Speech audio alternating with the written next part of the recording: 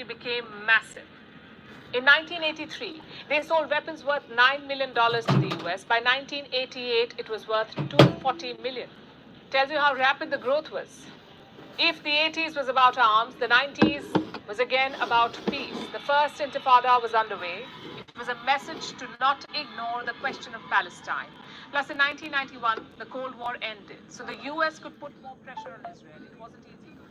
Israel's government was hard right. They were not willing to make any concessions. At one point, the Americans were fed up, especially James Baker. He was the UN.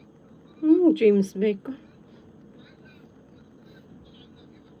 Saan ba tong James?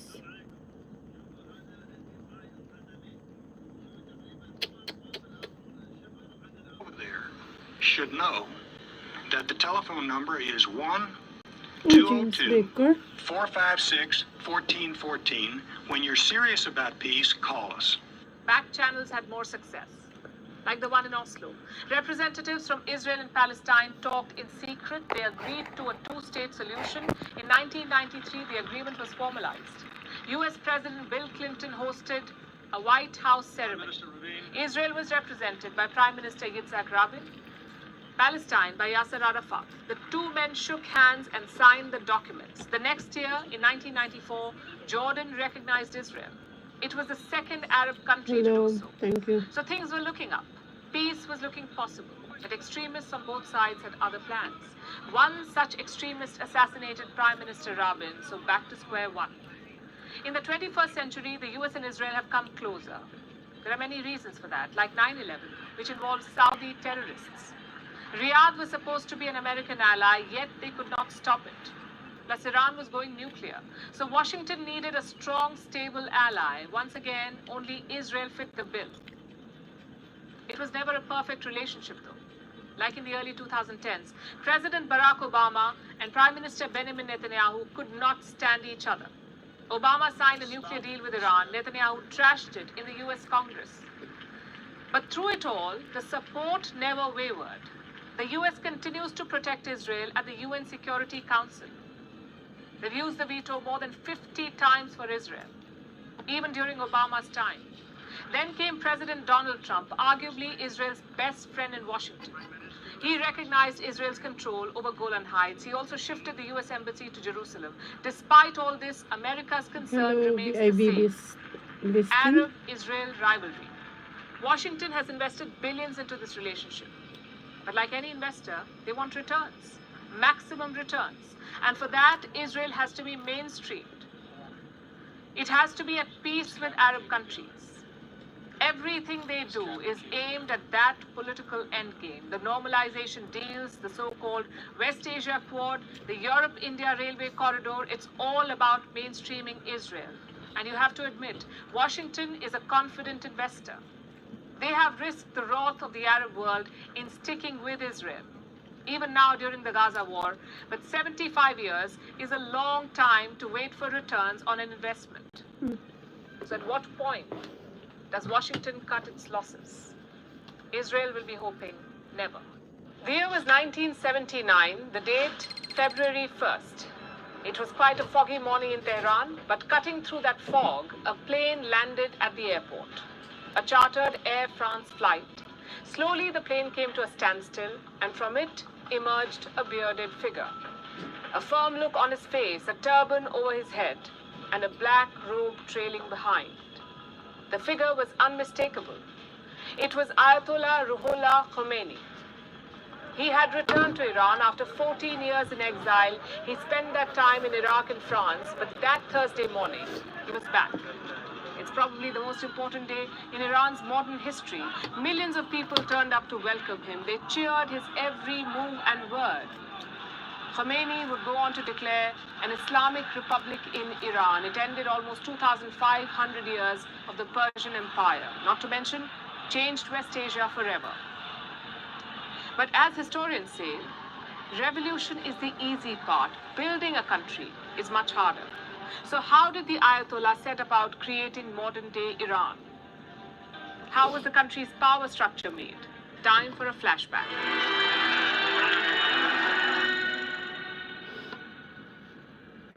You cannot understand modern Iran without understanding Khomeini.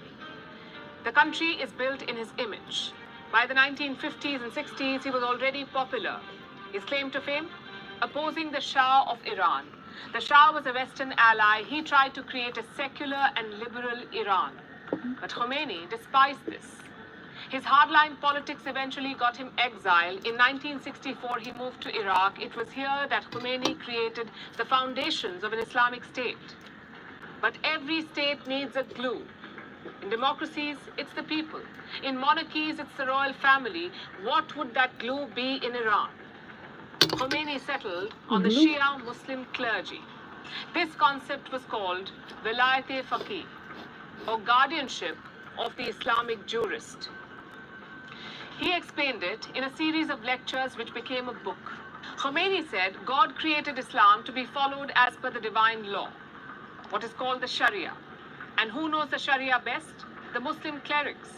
So he said it's natural for the clerics to rule Iran. This concept was added to Iran's constitution, but not without drama. By 1978, it was clear that the Shah's regime would fall. It was only a question of when. So Khomeini's allies began making a draft constitution. It was said to be a progressive one. Separation of powers, United Nations Charter, no Vilayat-e-Faqih, and no supreme leader. Khomeini brought this draft with him to Iran. In public, he said it was a nice document. And this is where we see shades of Khomeini, the politician. You see, the Iran of 1979 had many powerful groups. You had the Kurds, you had the working class, you also had the Marxists. So Khomeini did not want to rock the boat at first. But slowly, he made his intentions clear. First, he organized a nationwide referendum. And the question was simple. Should Iran be an Islamic republic or not? 98.2% voters said yes. So Khomeini announced his next step.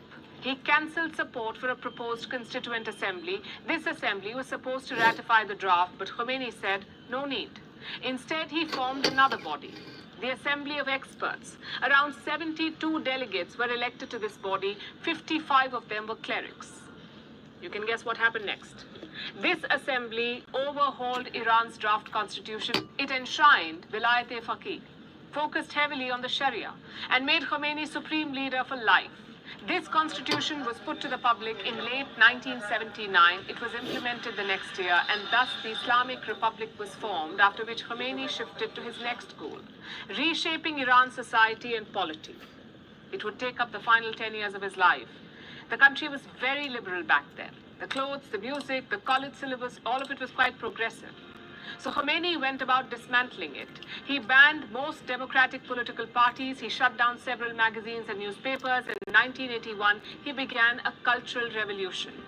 Universities were shut for 2 years. In this time, the syllabus was totally changed. Progressive ideas out, political Islam in. Almost 20,000 teachers were fired. Apparently, they were too westernized. Now, all of this did trigger some backlash. Iran's liberals and Marxists were not happy with Khomeini. So he needed someone to crack down on them. The army was not an option. In 1953, the Iranian army had sided with Western powers. Together, they had toppled Iran's elected leader. During the revolution, the army had promised to remain neutral, but Khomeini was wary. He did not trust them enough. So the supreme leader turned to his own militia, the Islamic Revolutionary Guards. It was different and independent from Iran's army, and it reported to just one man, Supreme Leader Khomeini.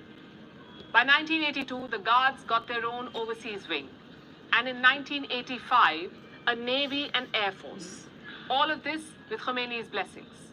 The Guards were also deployed inside Iran, sort of like a moral police. They would go around enforcing the Sharia, like asking women to cover their faces or forcing men to grow beards. And all of this made one thing quite clear. Iran's revolution was not going to be democratic or progressive. It was going to be hardline Islamist, which often led to political chaos. Iran's first elections were held in January 1980. Abul Hassan Bani Sadr became president. He was an advisor to Khomeini, but he wasn't a hardliner, not like the supreme leader. Just one problem though. Bani Sadr did not control the parliament. Most lawmakers belonged to the Islamic Republic Party, a radical group formed by Khomeini loyalists. So pretty soon they clashed. Bani Sadr proposed 3 names for his prime minister. All 3 were rejected by parliament. Khomeini did try to settle these differences, but soon it boiled over. Bani Sadr became a rallying hero for dissidents, and Khomeini did not like this. He supported the impeachment of Bani Sadr. So the president ended up fleeing to France. What followed next was a purge. Opposition party members were arrested in the thousands. Many of them were executed. Some exiled Iranians say the regime killed 20,000 political prisoners. Of course, sometimes they hit back. Like in August 1981, Iranian dissidents bombed the Islamic Republic Party's headquarters. They killed the new president and his prime minister. So the first few years of the revolution were quite violent. Iran was still struggling with its identity, but stability came in late 1981. After the bombing, another presidential election was held, the third one in 21 months. This time, Ayatollah Ali Khamenei was elected. You may know him as the supreme leader today, but in the 1980s, he was the president. Khamenei served 2 terms until 1989. Iran's politics during this time was very complicated, mostly because of the power structure. On the one hand, it was a theocracy. Sovereignty did not lie with the people, it lay with God. On the other hand, it was a revolutionary republic, so you couldn't ignore the people. This hybrid structure led to a lot of complications, not to mention bickering. First, you have the president. He decides economic and administrative policy, but he does not control the military. Then you have the parliament.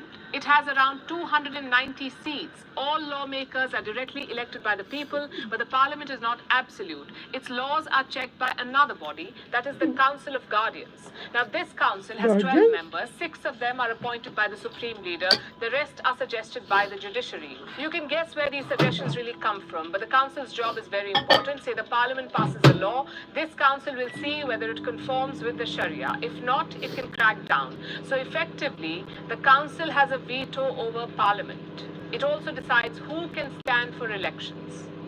Just consider the 1997 presidential election. 230 candidates wanted to contest. Only 4 made it to the ballot.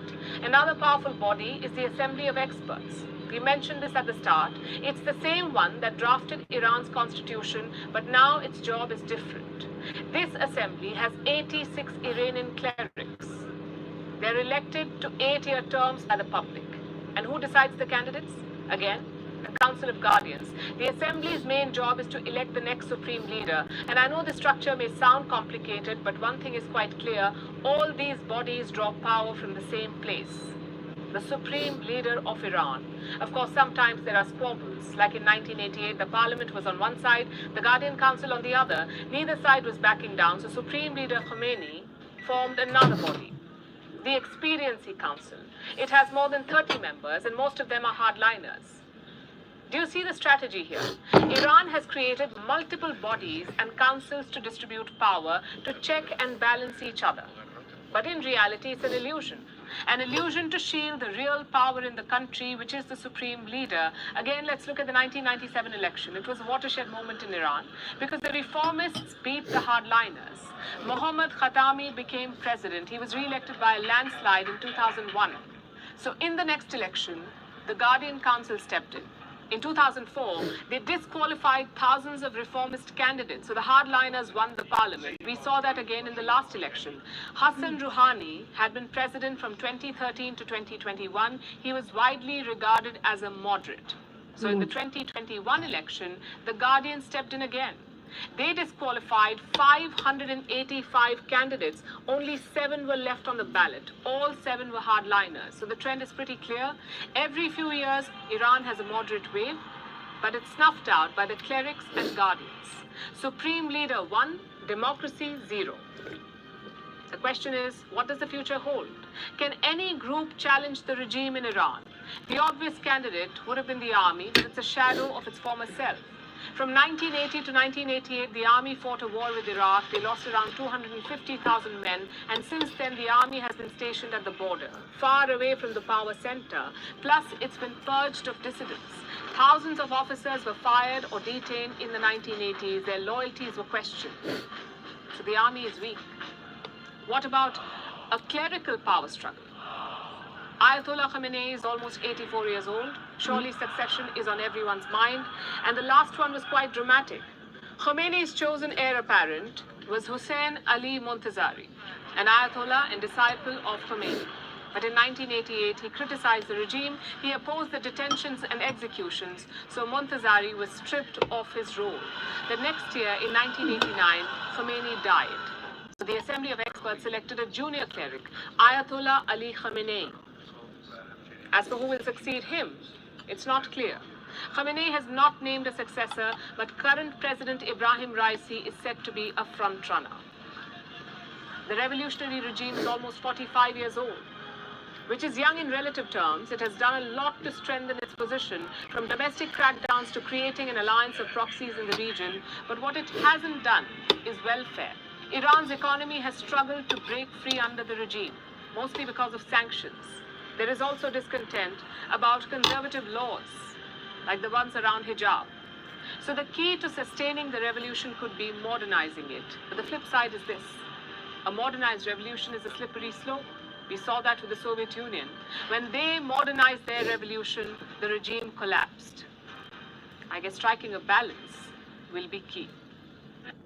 It was September 1960. The US ambassador in Israel was on an official tour. He visited a fertilizer plant in Sodom, just off the Dead Sea coast. Tour done, it was time to return. For the journey back to Tel Aviv, the Israeli Air Force gave him a helicopter. They were flying over the Negev desert. That's when the ambassador spotted an industrial facility. It was located in the middle of nowhere. So the ambassador asked the Israeli official, what was this sprawling facility? The answer came from Adi Cohen. He was then working at Israel's finance ministry. Cohen said it was a textile factory. Except it wasn't. What the US ambassador saw was the Dimona nuclear facility, the site of Israel's nuclear program. Cohen later talked about this conversation. He says he was stumped, so in the end, he went off script. He called the facility a textile factory. It was a cover that stuck.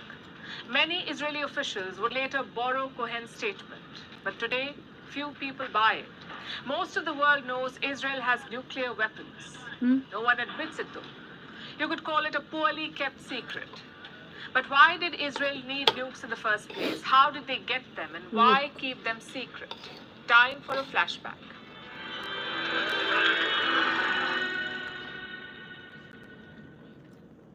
Our story begins in 1948. Immediately after Israel was created, it came under attack. Arab countries ganged up on it.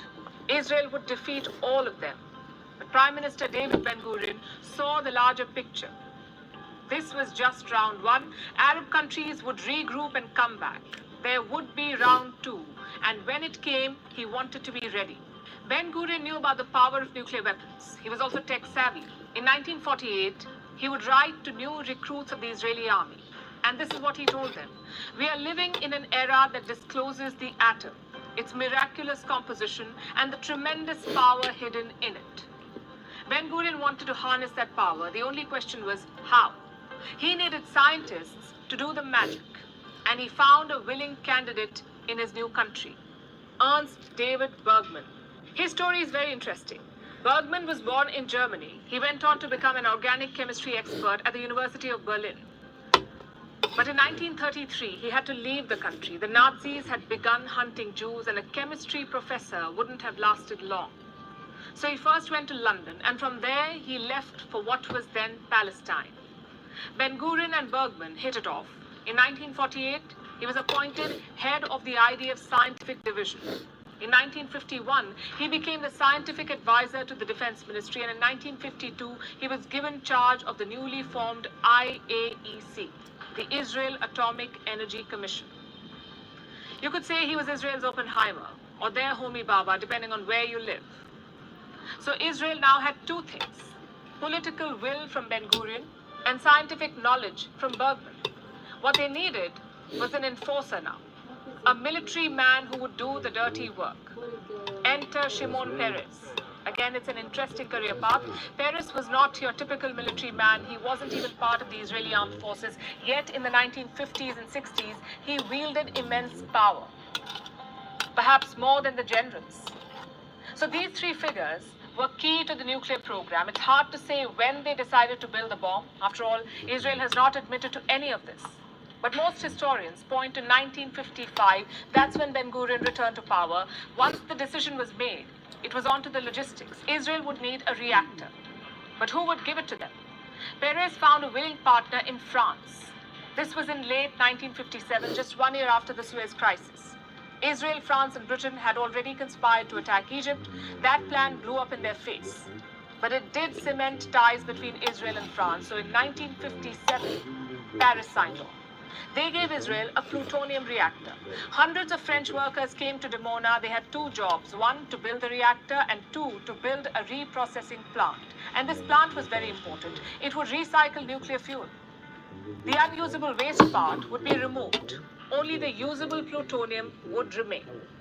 You could easily use it to make nuclear weapons. At one point, more than 2,500 French workers lived in Dimona. It was all top secret. You couldn't even write back home. You had to write letters to a fake PO box in Latin America. But despite all of this, the Americans did find out. In 1960, they got photographic evidence. Israel was building a reactor in the Negev desert. So Eisenhower wanted answers. He was the US president. Ben-Gurion said it was all peaceful. He also made a statement in the Israeli Knesset. Till date, it's the only mention of Dimona in Israel's parliament. And what did the Prime Minister say? Same thing he told the Americans. Dimona is meant for peaceful purposes. Israel needed electricity. Nuclear power was the only way. Just one problem, though. The Americans were not convinced. Remember the helicopter ride in 1960? Chances are the ambassador's question was not out of curiosity. He likely knew about the reactor. All he wanted was an official Israeli reaction. Eisenhower could not do much about it. He left office in 1961. John F. Kennedy took over from him. Kennedy tried to play hardball. He made Israel agree to regular inspections by the United States. American teams visited in 1961, 1962, and 1964, and each time they gave a clean chit. But behind the scenes, Israel was busy. They were sourcing key components from abroad. One agency played a key role in that. It's called LACAM, the Science Liaison Bureau. In 1965, Shimon Peres recruited a star spy for them, Arnon Milchan, a Hollywood producer. You may not know him, but I'm sure you know his movies. Mr. and Mrs. Smith, LA Confidential, 12 Years a Slave. All of it was made by Milchan. So how did he end up spying? Well, Milchan is an Israeli. He met Peres at a nightclub in Tel Aviv. Later in his life, he explained why he chose to be a spy, and this is what he said.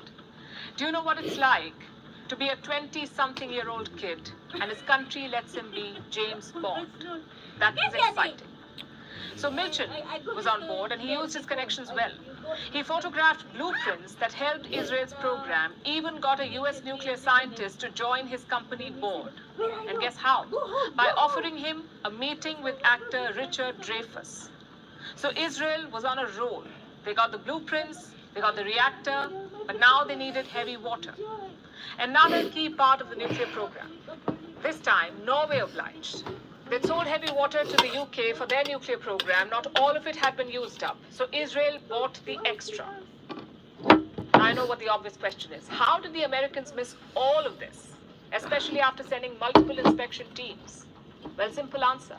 Israel hid things well. Apparently, they built false walls in front of the lifts going underground in Dimona. That's where the reprocessing plant was being built. So the Americans only saw the reactor. The plant underneath was hidden. Even American spy planes could not spot it. So through the inspections and scrutiny, the work continued. And by the late 1960s, the bomb was ready. Just one question remained now. How and when would they test it?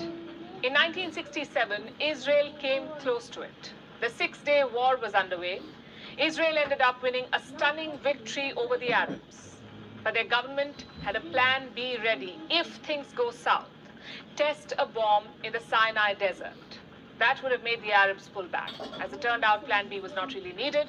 By 1968, the Americans got the full picture. They knew Israel had a bomb, yet they couldn't do anything. Because at that time, the NPT was being discussed. That's the Nuclear Non-Proliferation Treaty, NPT. The US wanted to limit nuclear bombs to 5 countries: the US, the UK, France, Soviet Union, and China. So Washington could not go public with Israel. It would have Saan killed ba the si Kamini? NPT. Just think about it. If the Arab nations knew about Israel's nukes, would they have signed the NPT? Absolutely not. In the end, the Arab countries did sign. It was Israel that did not. So America was now forced to keep Israel secret. Still, that tiny matter of testing the bomb remains. Did Israel finally get around to doing it? Maybe they did. In 1979, that's when a US satellite picked up something strange near South Africa. A double flash. It usually means nuclear testing. When the information came in, a US Senate advisor joined the dots. His name was Leonard Weiss. He said someone had tested a nuclear bomb, but no one would listen.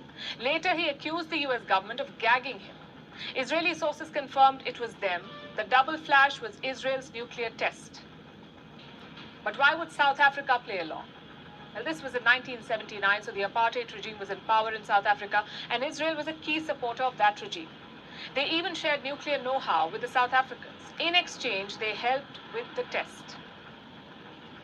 It's been decades since these events, since Israel is said to have developed nuclear weapons, but to this day it's unofficial. Israel maintains a policy called nuclear ambiguity. They won't confirm they have nuclear weapons. They won't deny it either. How then do we know all of this? Thanks to declassified documents from the US government, also interviews and statements given by the people involved. And it was all started by this man, Mordechai Vanunu. He's a former Israeli technician. He worked in Dimona from 1977 to 1985. Before he quit his job, he photographed the whole place, the plutonium parts, the thermonuclear model, even the secret work on tritium. He leaked all of this to British media in 1986. That's when the world realized that Israel has nuclear weapons. Until then, it was all a secret. After 1986, it became an open secret. Mordechai was later abducted by the Mossad in Rome. He was convicted and imprisoned for 18 years, 10 of which he spent in solitary confinement. It tells you how guarded Israel is. But what's the status today? Well, occasionally, Israeli politicians do let it slip. Even Prime Minister Benjamin Netanyahu, in 2020, he called Israel a nuclear Netanyahu. power. המשמעות של הפרויקט הזה זה שאנחנו הופכים את ישראל למעצמה גרעינית, מעצמה אנרגטית.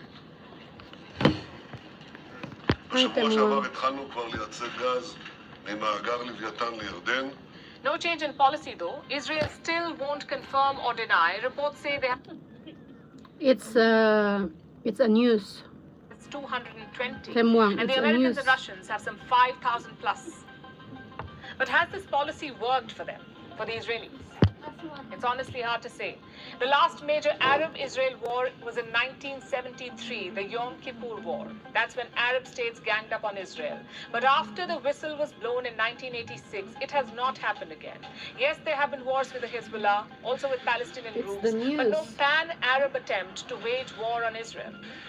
Does that mean nuclear deterrence has worked? Well, you know Israel's response. What nuclear deterrence? It was March 1948. Harry Truman was president of the United States. One morning he had a guest, an old friend named Eddie Jacobson, a Jew. Now Jacobson had a favor to ask. He wanted Truman to meet Chaim Weizmann. He was a top leader of the World Zionist Organization, also future president of Israel. At first, Truman was not pleased. He was a known anti-Semite. His letters to his wife were filled with anti-Jewish bias. But that morning, Truman relented. He agreed to meet Weizmann. And when he did, he promised U.S. support for the state of Israel. Months later, he did just that. On May 14, 1948, the state of Israel was declared. 11 minutes later, 11 minutes after the declaration, Truman signed a press release. He was the first world leader to recognize the new Jewish state.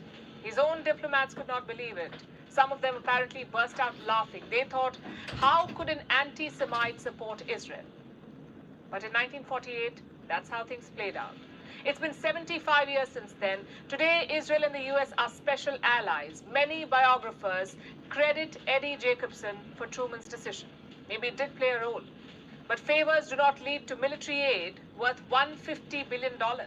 Only strategy does. So how exactly did that strategy emerge? Why are America and Israel best buddies? time for a flashback.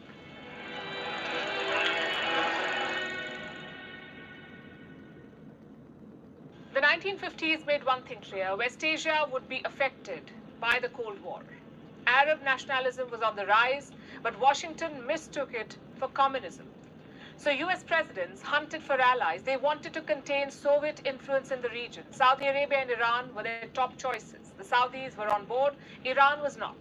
So in 1953, the CIA plotted a coup. They installed the pro-Western Shah of Iran.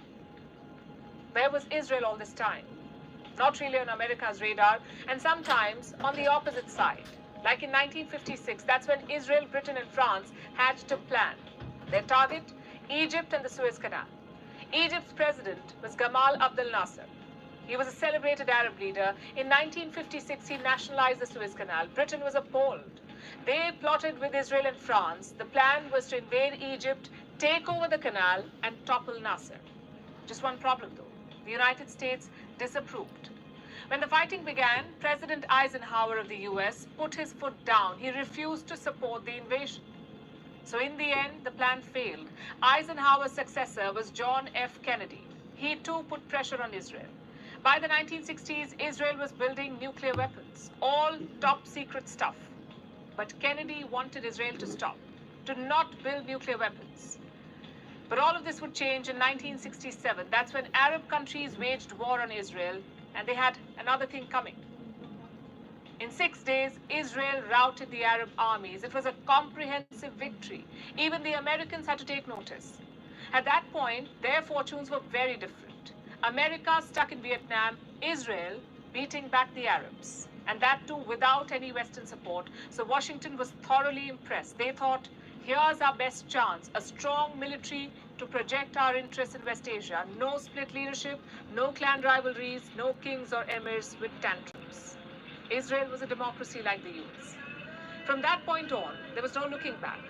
In 1973, there was another war. Arab neighbors attacked Israel again, but this time the US was much more proactive. They sent tanks, fighter jets, and ammunition. Many say America saved the day, that without America's support, the Arab armies would have won. So now the relationship was a win-win. America armed Israel. In return, Israel protected American interests. After 1979, that became more important. There was a revolution in Iran in that year. The pro-Western Shah was toppled, so one US ally gone. In his place came the Ayatollah, a leader who made America public enemy number one. So Washington needed Israel even more. But this plan had a problem. Israel's neighbors did not need Israel. They supported Palestine. None of them even recognized the Jewish state. So the US went about fixing that. In the mid-1970s, that was Henry Kissinger's job. First, he talked to Israel and Syria, then to Israel and Egypt. He negotiated an end to the 1973 war. Even got Israel to give up some of its land. And this work continued under the next administration, that of Jimmy Carter. In 1978, he hosted a historic meeting. The venue was a presidential retreat at Camp David. Israel was represented by Prime Minister Menachem Begin. Egypt by President Anwar Sadat. Think apples and oranges. Begin was a protocol man. He came dressed in a full suit. Sadat was much more relaxed. He turned up in sporting apparel. It took 13 days to thrash out an agreement, what is called the Camp David Accords. It had three parts. Palestinians would have self-rule in West Bank and Gaza. Egypt and Israel would sign a peace deal. Other Arab neighbors would follow Egypt's template. The next year, a peace deal was signed. Egypt recognized Israel. It was the first Arab country to do so. But other Arab countries were not thrilled. They kicked Egypt out of the Arab League. So the plan was only partially successful. In the next decade came a new president, Ronald Reagan. He focused on the military aspect of this relationship. In 1981, he signed an agreement for strategic cooperation. America was now giving $1.8 billion to Israel, $1.8 billion every year. In return, they hoped for restraint, but they were wrong. The next year, in 1982, Israel invaded Lebanon. And a lot has been said about this. Arab countries say the US supported this invasion, that Israel would never have done this without Washington's permission. But officially, the White House denied it. Reagan's own aides were split. Some wanted to reign in Israel, others wanted to give the green light. At first, Reagan chose option one. He criticized Israel's bombing of Beirut, even sent peacekeepers to keep Israel at bay. But in 1983, that changed. Extremists attacked US Marines in Beirut. More than 200 of them were killed. Now, Reagan had two options again. Either deploy more troops to exact revenge, or let Israel do the dirty work. And since the Pentagon would not give him troops, he chose the second option. Let Israel do the dirty work. He signed another agreement with Israel. And this was much broader. The two sides now held joint drills, developed fighter jets together, conducted bombing practice. At one point, Israel hosted Voice of America transmitters. They would blast US propaganda into southern Soviet Union. Peak Cold War stuff. In 1987, they signed another deal. This time, Israel was declared a major non-NATO ally. All of this had one major consequence. Israel's weapons industry became massive. In 1983, they sold weapons worth $9 million to the US. By 1988, it was worth $240 million. Tells you how rapid the growth was.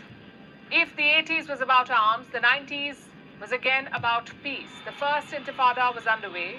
It was a message to not ignore the question of Palestine. Plus, in 1991, the Cold War ended, so the US could put more pressure on Israel. It wasn't easy, though.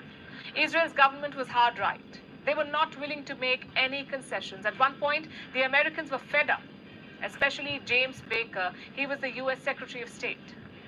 It's going to take some really good faith, affirmative effort on the part of our good friends in Israel. Everybody over there should know that the telephone number is 1-202-456-1414. When you're serious about peace, call us. Back channels had more success, like the one in Oslo. Representatives from Israel and Palestine talked in secret. They agreed to a two-state solution. In 1993, the agreement was formalized. US President Bill Clinton hosted a White House ceremony. Israel was represented by Prime Minister Yitzhak Rabin, Palestine by Yasser Arafat. The two men shook hands and signed the documents. The next year, in 1994, Jordan recognized Israel. It was the second Arab country to do so. So things were looking up. Peace was looking possible. But extremists on both sides had other plans. One such extremist assassinated Prime Minister Rabin, so back to square one. In the 21st century, the US and Israel have come closer. There are many reasons for that, like 9/11, which involved Saudi terrorists. Riyadh was supposed to be an American ally, yet they could not stop it. Plus, Iran was going nuclear. So Washington needed a strong, stable ally. Once again, only Israel fit the bill. It was never a perfect relationship, though. Like in the early 2010s, President Barack Obama and Prime Minister Benjamin Netanyahu could not stand each other. Obama signed a nuclear deal with Iran. Netanyahu trashed it in the US Congress. But through it all, the support never wavered. The US continues to protect Israel at the UN Security Council. They've used the veto more than 50 times for Israel, even during Obama's time. Then came President Donald Trump, arguably Israel's best friend in Washington. He recognized Israel's control over Golan Heights. He also shifted the US embassy to Jerusalem. Despite all this, America's concern remains the same. Arab-Israel rivalry. Washington has invested billions into this relationship. But like any investor, they want returns, maximum returns. And for that, Israel has to be mainstream. It has to be at peace with Arab countries. Everything they do is aimed at that political endgame. The normalization deals, the so-called West Asia Accord, the Europe-India Railway Corridor, it's all about mainstreaming Israel. And you have to admit, Washington is a confident investor. They have risked the wrath of the Arab world in sticking with Israel. Even now.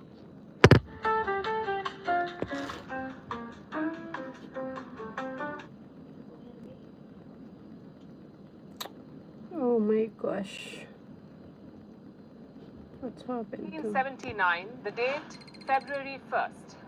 It was quite a foggy morning in Tehran, but cutting through that fog, a plane landed at the airport. A chartered Air France flight. Slowly, the plane came to a standstill, and from it emerged a bearded figure. A firm look on his face, a turban over his head, and a black robe trailing behind. The figure was unmistakable. It was Ayatollah Ruhollah Khomeini. He had returned to Iran after 14 years in exile. He spent that time in Iraq and France, but that Thursday morning, he was back. It's probably the most important day in Iran's modern history. Millions of people turned up to welcome him. They cheered his every move and word.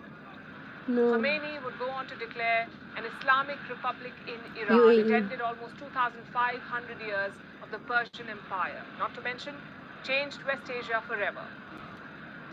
But as historians say, revolution is the easy part. Building a country is much harder. So how did the Ayatollah set about creating modern-day Iran? How was the country's power structure made? Time for a flashback.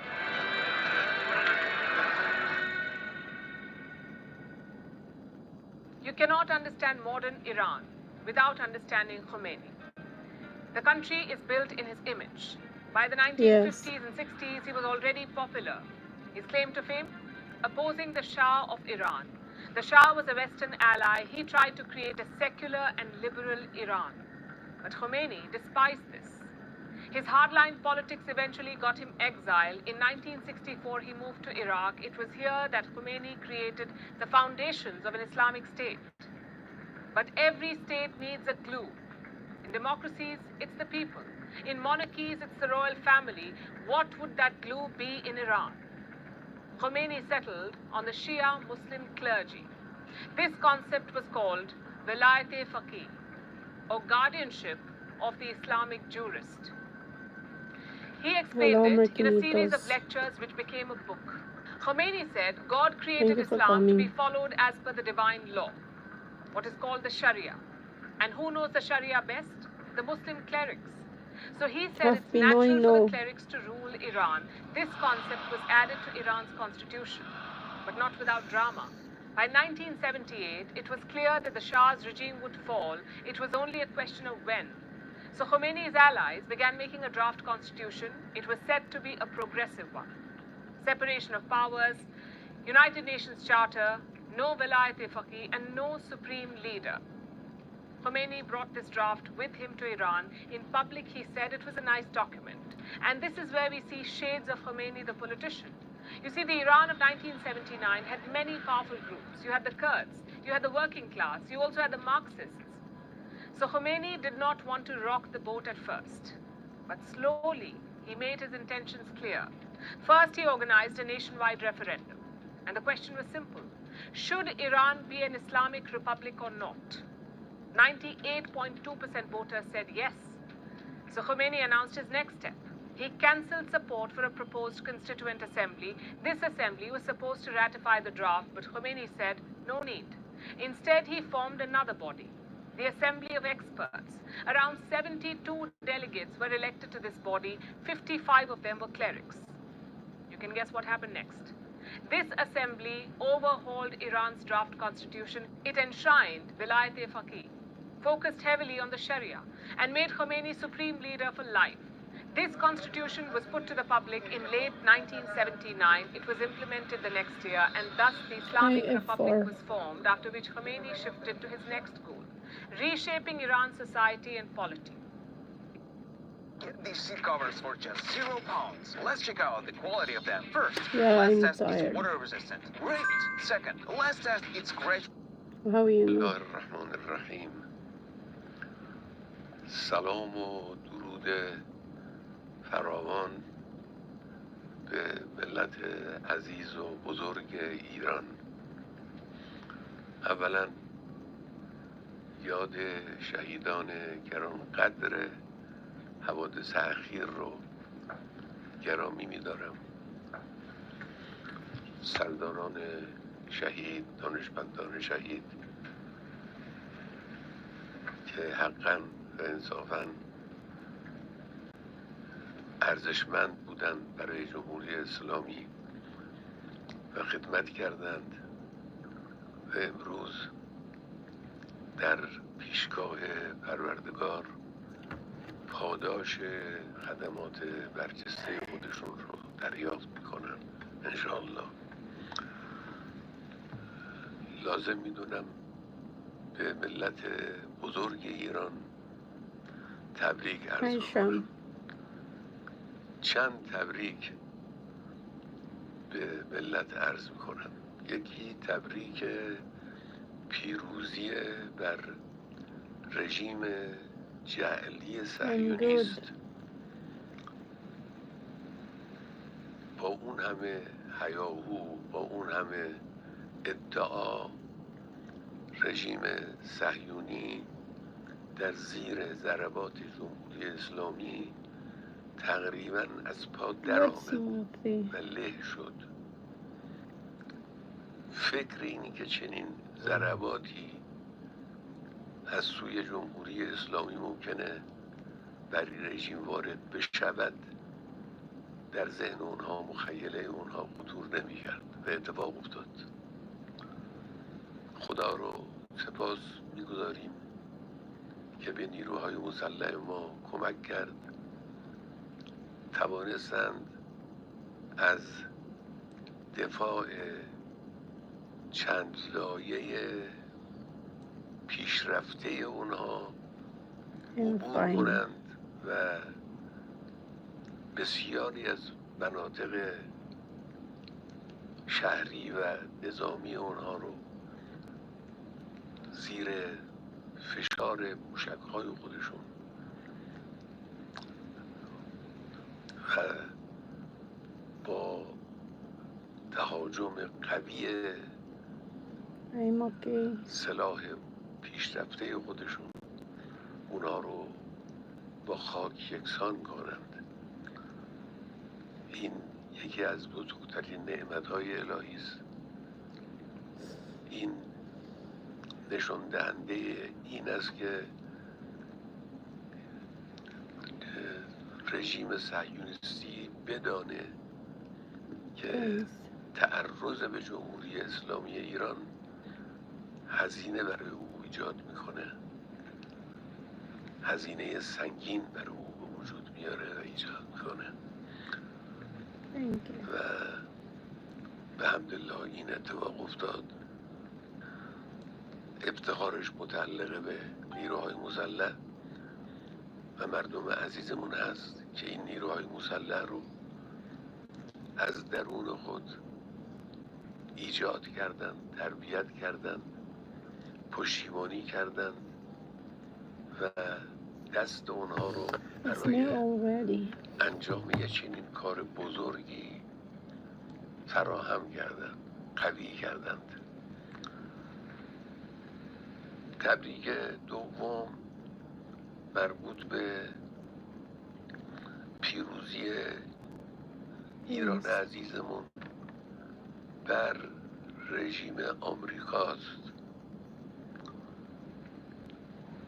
رژیم آمریکا وارد جنگ مستقیم شد چون احساس کرد که اگر وارد نشود رژیم صهیونیستی به کلی نابود خواهد شد. وارد جنگ شد برای اینکه او رو نجات بده، لکن هیچ دستاوردی از این جنگ نداشت. به مراکز هسته‌ای ما حمله کردن که البته این در خور پیگیری جزایی در دادگاه‌های بین‌المللی است به طور مستقل. My generation, as you know, tends to watch the mainstream news and the mainstream media. They don't delve too deeply. They're heavily invested in all of the pension funds. And so all of their thinking is tied to the assumption or the notion that everything's going to be fine. Whatever happens, the government will intervene and make it right, and et cetera, et cetera. I think we're in different territory right now. And when you say what happened in the last 12 days, well, I think the Israelis, we're talking then about Mr. Netanyahu and his inner circle, were frustrated with the lack of progress in terms of dragging the United States into the war against Iran and decided to begin it on the assumption that three things would happen. First, that they would have the advantage of surprise. And indeed, President Trump and his cabinet, his envoys all contributed to that illusion. They helped with surprise. They helped to mislead the Iranians. So the Iranians, the Israelis assumed would be very weak and completely off their game, if you will, because they weren't expecting to be attacked. Well, as it turns out, they recovered from the attack much, much more quickly than anybody believed. I certainly was shocked at how rapidly they regained control of their air defenses, how quickly they responded with counterattacks. And indeed, just a few days ago, Ben-Gvir, who is part of the Netanyahu inner circle, was caught saying to a group of Israelis and some Americans, well, we just underestimated the Iranian arsenal. We didn't realize that they had all these missiles, et cetera, et cetera, et cetera. Fine.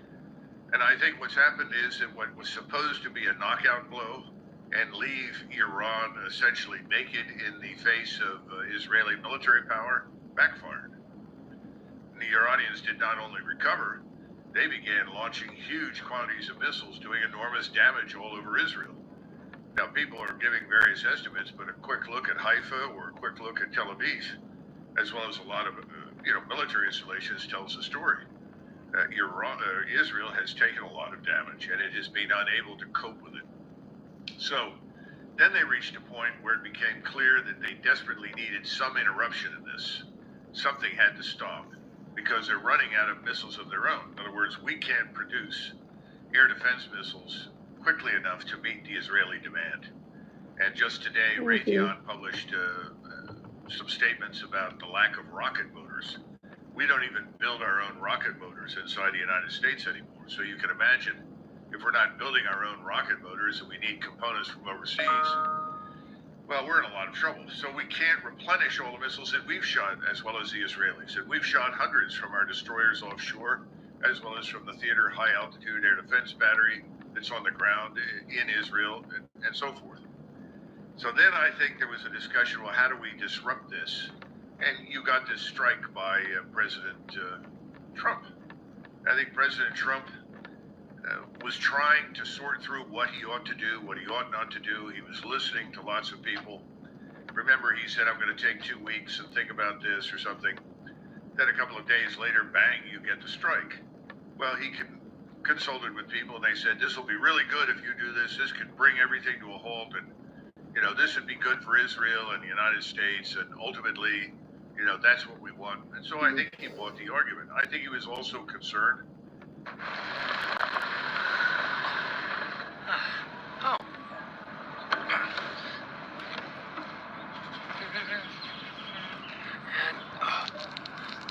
I think he bought the argument. I think he was also concerned because a lot of people told him the Iranians could close the Straits of Hormuz. And normally we think of, well, they'll sink a ship there or they'll mine it. Well, they can do those things. But to be quite frank, if the Iranians tell anybody that wants to go through the straits, they can't go through. And if they do go through, they risk being sunk. The insurance companies will shut down the Straits of Hormuz because they won't insure the vessels. So I think all of that was swimming around, and the impact of this loss of, say, 20-25% of the world's oil would not be acutely felt immediately here, but certainly around the world.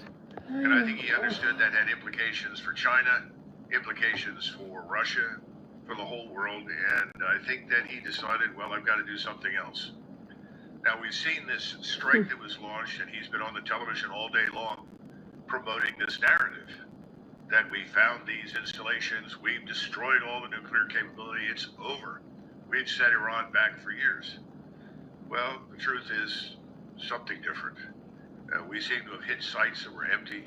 There were no nuclear development facilities there. People were removed. The Iranians were warned 2 hours in advance, and the Iranians actually accommodated us. We came in and dropped munitions on empty targets.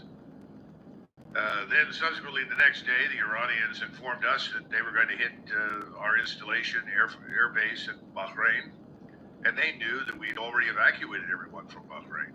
So that was an ideal target. They told us they were coming, they bombed it, they destroyed it. In other words, I think you have a situation where, truthfully, neither Iran nor the United States want to go to war with each other. And so he knew that if he did something, that was better than nothing, but he didn't want to do anything that would wind the war. So now he's telling everybody, well, the war's over. There will be no more war. It stopped.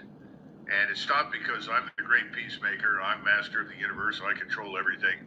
I stopped the Indo-Pakistani war. I stopped all these other things. And now I've stopped this. Both sides are exhausted. They can't continue and so forth. Well, that's not really true. And that's a dangerous thing for him to say. So at this point, I don't have any more to tell you except that more to follow.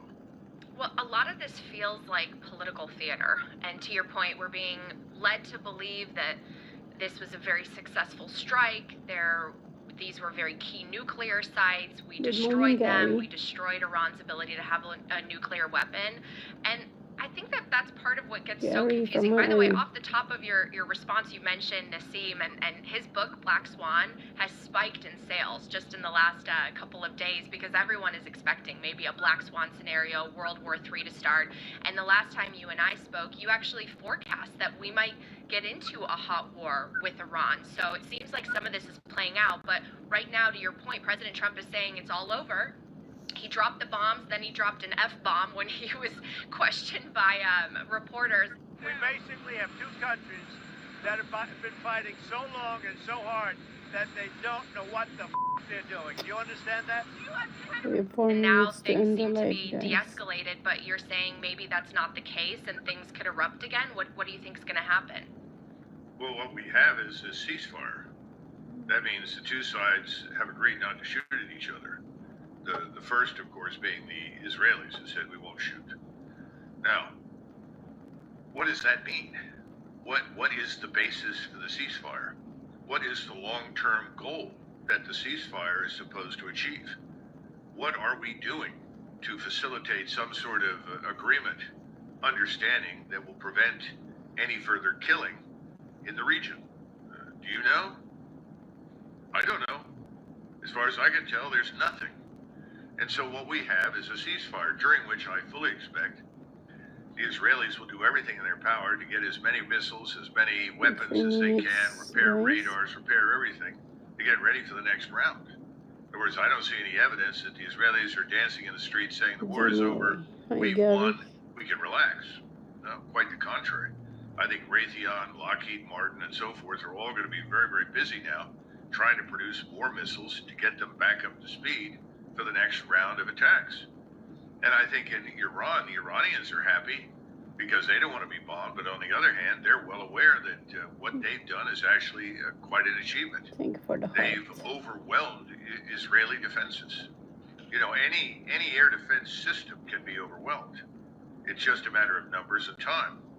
During World War II, we lost 18,000 bombers, we and the Royal Air Force, trying to penetrate German air defenses. The German air defenses at the time were state-of-the-art. They were excellent. But ultimately, we won because we could produce more bombers faster and send more of them through the air defenses than the Germans could produce pilots, aircraft, anti-aircraft guns, and so forth.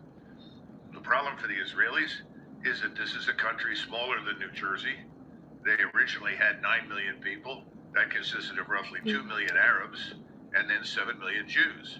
I don't know what the actual population is right now, but a lot of Jews in Israel are trying to leave Israel. In fact, it's gotten out of hand in Cyprus to the point where one of the leading politicians in Cyprus named Stefanou gave a speech and said, we can't allow this to go on. And somebody said, what do you mean can't allow what to go on? Well, the Israelis, or people from Israel, are buying up all of this property. We're losing control of Cyprus. Well, why would they be buying property on Cyprus? Well, ostensibly, that's where they plan to move. This is not a particularly good sign for Israel. Then there are 700,000 Jews in Israel with American passports. In other words, dual citizens. And our ambassador, Mr. Huckabee, is trying to find a way to help these people leave Israel. These are not good signs. This is too reminiscent, in my judgment, of what's happened in Ukraine with Zelensky. So everybody is saying, oh no, Israel's invincible and vulnerable, and they're in charge, and they control everything.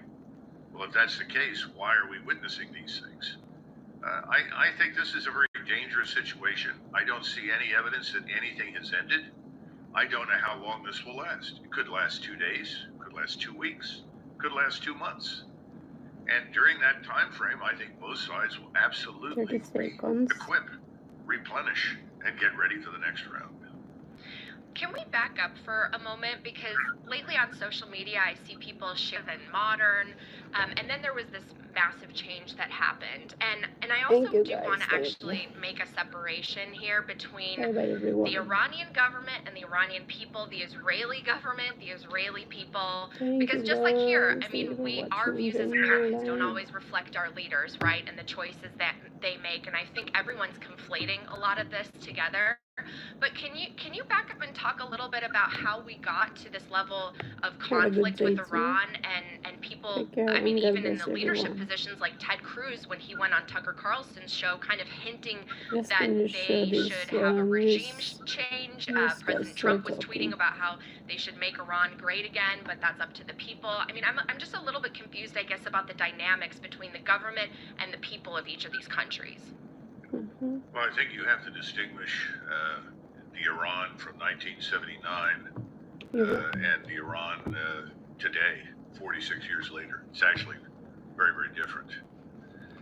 Some colleagues from Egypt flew to Iran during Ramadan. They actually went to the city of Qom, QOM, which is the theological center of Shia Islam in Iran and in the world, frankly. Bye. And they were shocked at what they saw. The restaurants were full. It was all during Ramadan, when normally everybody fasts. If you go to any of the Arab countries, the restaurants were shut down. No one ate until after Sunday. Guys. Not Qom and not in Iran. In other words, it looked like most European cities. And contrary to their expectations, most women were not walking around in bags.